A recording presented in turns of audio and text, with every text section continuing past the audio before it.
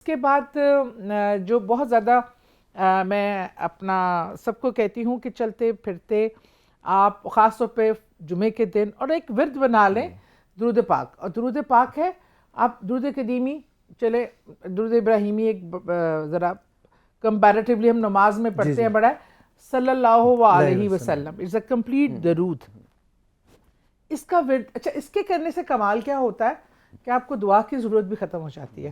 اب دعا مانگنے کی یہ درود پاک کی طاقت ہے کہ آپ دل میں جو سوچ رہے ہیں درود پاک ساتھ ساتھ پڑھ رہے ہیں نہ درود پاک تو ریجیکٹ ہونا ہی نہیں ہے. آپ کی دعا بھی اور اللہ بہت اعلیٰ ظرف ہے.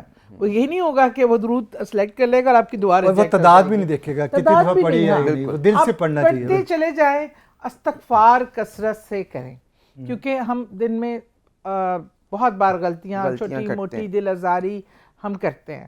رات سونے سے پہلے ضرور آپ جب گھر کے دروازے بند کریں, یہ بہت امپورٹنٹ ہے.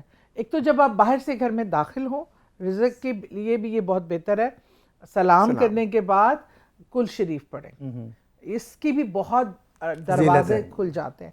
اور آپ جب گھروں کے دروازے لاک کریں تو بسم اللہ الرحمن الرحیم کر کے لاک کریں. آپ بری چیز کیا وبا بھی داخل نہیں ہو سکتی, ایسا لگتا ہے اس پہ.